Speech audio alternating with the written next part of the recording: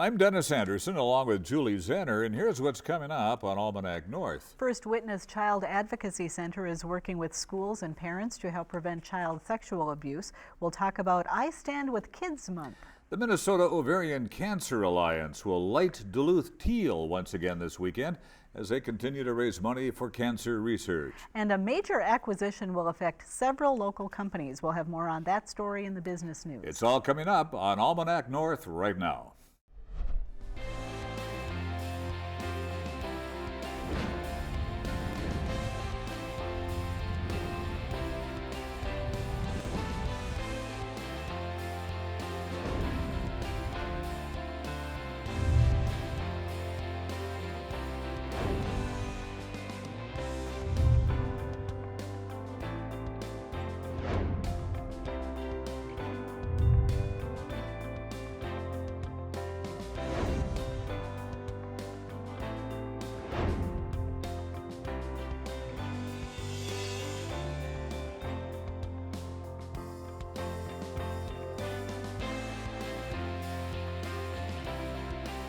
Hello and welcome once again to Almanac North. Thank you very much for watching. And Julie, you can definitely feel the effect of fall in the air now that the calendar is flipped. It is just crazy how as soon as September comes along, all of a sudden the days get really short, the nights get very cold, and you feel it. I'm still counting on some nice days in September. Time to introduce our first topic. I'm sure you'll get some. All right, thank you, Denny, and welcome everyone. September has been designated I Stand with Kids Month by First Witness Child Advocacy Center.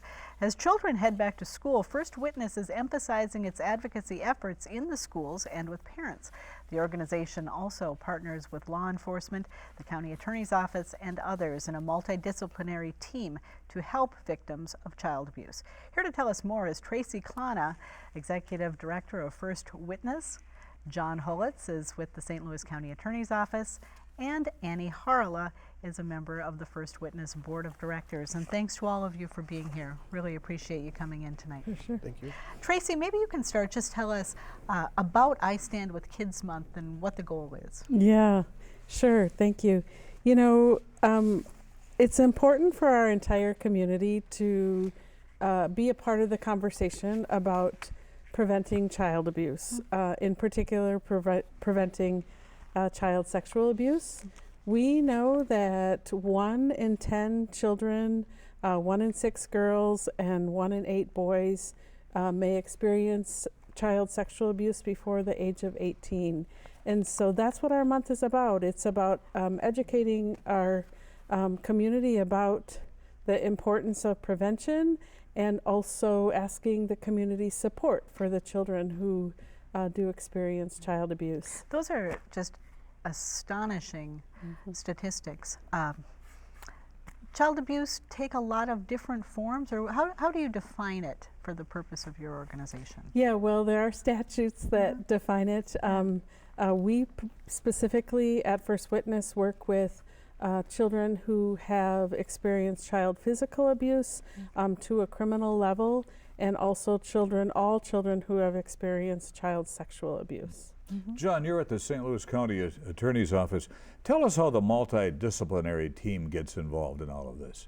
Well, the multidisciplinary team gets involved. I mean, it really shapes the advocacy center and how our approach to interviewing, how we decide our protocols for interviewing, the training that we do. Is from as simple of a thing as how the room's going to be arranged that we're going to do the interviewing in, and really how we're going to handle things from camera angles up to monitoring interviews. Sure. Watching and maybe helping and assisting and making sure that the right questions are asked and nothing's missed. And then, should it be necessary, your office is involved in the prosecutorial end of it. Of course, certainly if something rises to the level where there's a criminal case, we get involved. Of course, we always hope that we never have child abuse, but we're there. It happens. We're there when it happens. Annie, you're a former school board member, and the Safe and Strong child program is in the schools.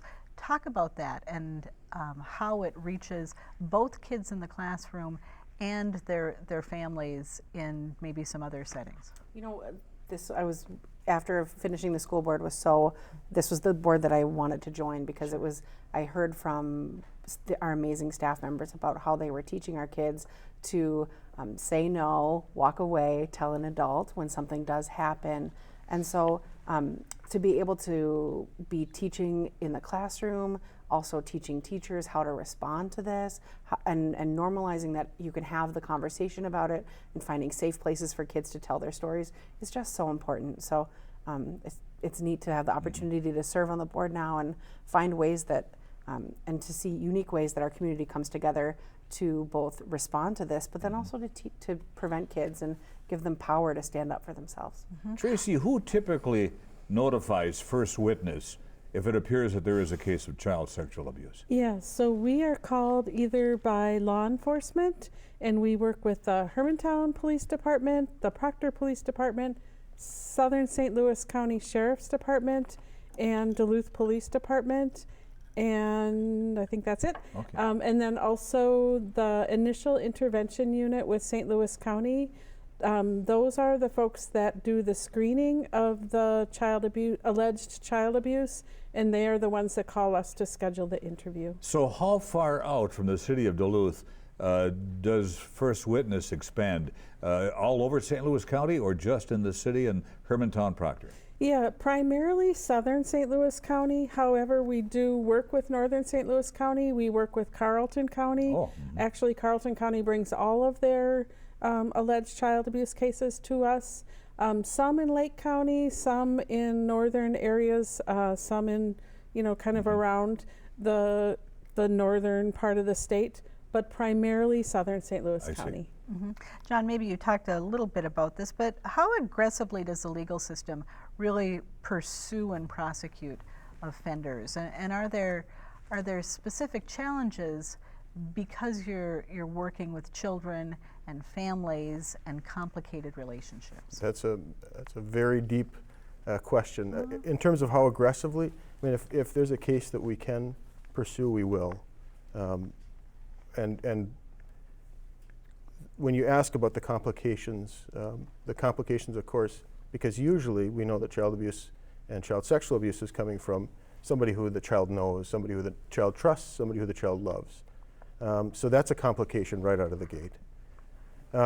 So that's why it's so important to have a facility like First Witness, to have a child advocacy center that can do this non-leading, non-suggestive interview. That's really a high-quality piece of work that we can use to prosecute.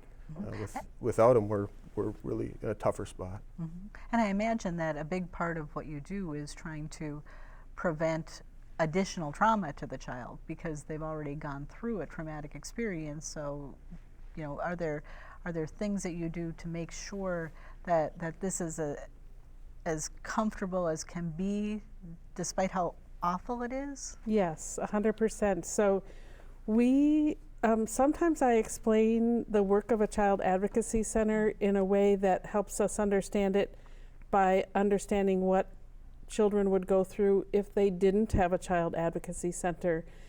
So we are fortunate in Duluth. We were actually very much on the forefront of the child advocacy center movement. County Attorney Mark Rubin was the person who really said, Duluth needs this. Our kids deserve to have an advocacy center where they don't have to tell that story over and over to many different people and go around town to the police station, to the county buildings. They can tell their story once at First Witness in a very child-friendly. Not only the environment is friendly to the children, but everything we do, everything the multidisciplinary team does is oriented towards the trauma that child has allegedly experienced and how that they can be not re-traumatized by their interview. Annie, we hear a lot about abuse. How is First Witness working in the area of perhaps prevention? So that's what this month is all about, is preventing child abuse and getting the word out there, making sure that children have their power and are learning ways that they can be safe and strong. That's the name of our curriculum that we put. And so this month we have a goal as an organization to raise $50,000 to support this, to get in as many classrooms as we possibly can all throughout the region.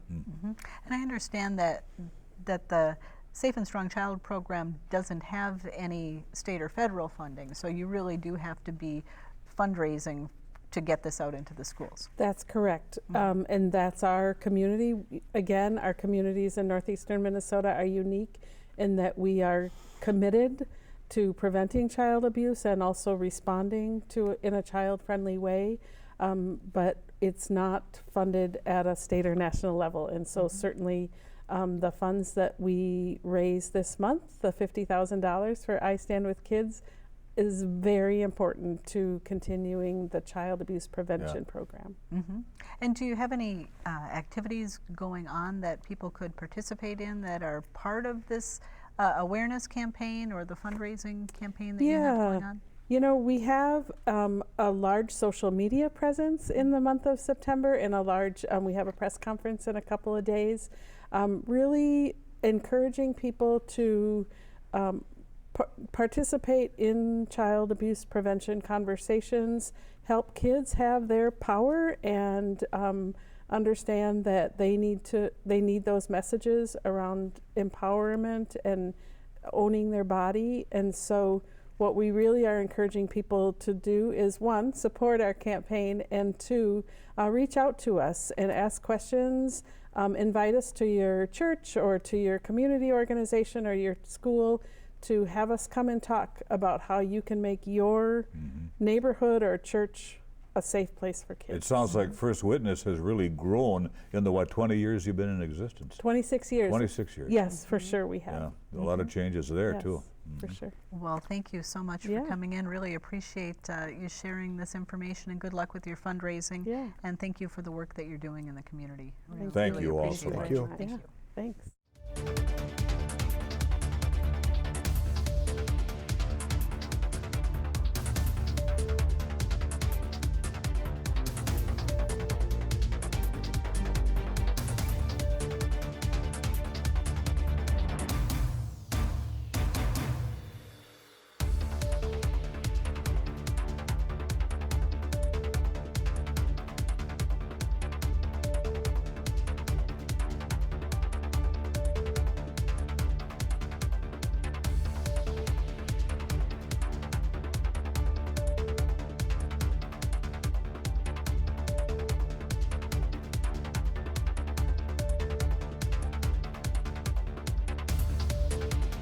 Well, this weekend, the Minnesota Ovarian Cancer Alliance celebrates its 20th anniversary with its annual Light Duluth Teal events. Saturday will feature a gala dinner celebration at the deck, and a golf tournament will be held on Sunday. The events focus on raising money to continue research for a cure for ovarian cancer, which kills about 14,000 women each year in the United States. Here with more is Kathleen Gavin, Executive Director of the Minnesota Ovarian Cancer Alliance, and Chris Greer is an ovarian cancer survivor and the board chair with the Alliance. Thanks to both of you for being here. Kathleen, let's start off with you. Is the money being raised for ovarian cancer here locally showing some effects? Yes, we have raised over $9 million for ovarian cancer research in our 20-year history. And with that money, we have seen some advances in treatment, some new ways to prevent recurrence, and some move towards early detection tests, which is a real high priority. And I understand some of that research is done here in Minnesota. Oh, most of it is, yes. Most of the money goes to the University of Minnesota and to Mayo, but we do accept applications from all of the healthcare institutions here. We also give out nursing scholarships, and a couple of those went to nurses here in Duluth last year so that they could attend national conferences. Now, Light Duluth Teal has been going on for several years. You've been here a number of times in the past, Chris. Do awareness like this, do these events really make a difference in terms of the work that you're doing? Absolutely. Anytime we can get out there and spread awareness, I have to believe we're making a difference. I have heard after events, I've received emails from women saying, you know, I listened to you talk about the symptoms and I recognized that in my own mother. And I brought her to the doctor and discussed this, and she was diagnosed. When I hear stories like that, I think, yes, this is making a difference, definitely. Now, Chris, you are a survivor of ovarian cancer. When you were first diagnosed, did you suspect something was wrong? No, Can you kind of walk us through your story a little bit? Sure. So I was diagnosed at stage 3. That's where the majority of women are diagnosed, 3 and 4, which is late. I just went in for an annual exam, and my doctor said, I think I feel a mass. And I was shocked. Again, I didn't think it was ovarian cancer. I thought, oh, an ovarian cyst. So to be diagnosed with ovarian cancer with no symptoms, that was pretty concerning and scary, because I thought, my goodness, you know, what's going on with this disease? If I don't know the symptoms and I didn't have any, you know, we've got to do something about this. There are definite symptoms, though. I just didn't have any, but a lot of women do, but they're very subtle symptoms that are often missed. And Chris mentioned that so many people are diagnosed at those later stages, the 3 and 4. Are there some good screening processes out there where women could go in on an annual basis and really get a heads up on this early? Unfortunately, there are not, and that's a really important message that we tell women. Is there's no test for ovarian cancer. A lot of women believe if they're getting their annual exam, they're being tested for all types of cancer.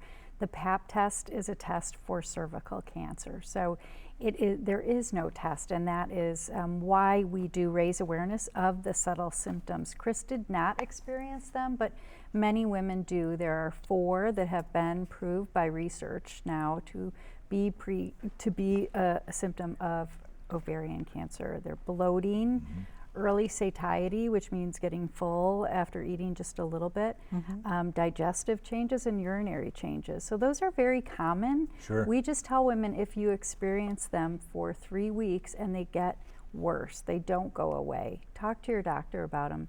Even if it's not ovarian cancer, you should figure out what's causing these problems. Catherine, what is the risk of getting ovarian cancer? Is it high? It is the risk is not that high. It is a 1 in 71 women, but the fatality rate is very high. So it is the 5th leading cancer cause of death for women, and it's the most deadly gynecologic cancer. So that's why we really focus on helping women learn if they're at risk, what they can do to reduce their risk, know the symptoms. And does it strike all age groups? It does. You know, a lot of people You believe can be quite young or a little yes, older? we have a young girl in northern Minnesota who was 8 when she was diagnosed. 8? Oh my 8, goodness. yes. We have a lot of young survivors. We have a young survivor network as part of MOCA's support groups, and the risk does increase with age, just as every type of cancer. Your risk increases with age because your cells are breaking down. Sure. But it can affect women of all ages. What are some of the other risk factors that might put people on alert that maybe they should be thinking about this and just talking with their doctors about it? Well, if you have someone in your family who has had breast or ovarian cancer, you need to be, watched carefully. Perhaps you need, to have the BRCA testing done, which is, well, like, let's say if your mother has ovarian cancer, you need to be screened for that and find out, do you carry that gene? And if you do, you need to be watched carefully. That's what we tell women. And MOCA's been very involved in a national trial to make that testing available to women without needing to go to a genetic counselor, because there's a lot of barriers to getting genetic testing. So we in connection with Mayo and MD Anderson in Texas and so great healthcare institutions around the country, we have made this test available to women in their homes free. It's called Magenta, and there's information about it on our website, the Magenta trial. Over 1,500 women from Minnesota have been had figured out what their genetic risk is. It's great to know that you're not at risk. And there are now 19 genes that put women at an elevated risk for breast and ovarian cancer. It used to be thought the BRCA gene is the most prevalent, but there are these other genes now. Do you too. find if a woman goes in for, say, her annual physical, does a doctor talk about that or even look for it in most cases, or no? No. I think doctors are getting better about asking about cancer, What hereditary their risks cancer may risk. be from family? A lot of people have if you've been to a doctor recently, they should have asked you, what is the cancer incidence in your family? Because colon cancer, there's some connections there too. So I think doctors are getting better about that. But a lot of people don't know their cancer history. They, certainly adoptees don't. Many people come from smaller families now where you wouldn't have a full, a lot of cousins. And so you may be at risk without knowing it. Right. So if you do find yourself in one of the at-risk categories, are there things that you can do kind of proactively to reduce the likelihood that you would get ovarian cancer? Well, Angelina Jolie, had she had her ovaries removed, and she had her breasts removed. She wanted to prevent I think her mother died. Perhaps an aunt, was it, or a grandmother? She had the BRCA mutation. Yeah, she had the mutation. So that is what she did. That's, perhaps drastic for some women, but it is an option. And, it's something to talk to your doctor about. And, I do agree with Kathleen that, doctors are getting better at asking about that, about, cancer. 18 years ago for myself, there wasn't that discussion. We have just a short going time left. Can you tell us about Light Duluth Teal? I would love to. So this is the 7th year of Light Duluth Teal. We love to light the area lift bridge teal and, raise awareness in the Northland for this very difficult cancer that is under-recognized as well as underfunded. So tonight we'll be down at the bridge at dusk, and everyone is invited to come down. We'll have a little informal ceremony. Remember those women who have passed away and honor those who are dealing with it. Tomorrow night is our big gala at the deck. We are sold out. We're going to have a wonderful speaker from Mayo Clinic, just a great evening. However, get on our website next summer, and sign up early. Good. Kathleen, Chris, thank you so much for being here. All the best this weekend. Thank you for having us. Thank you.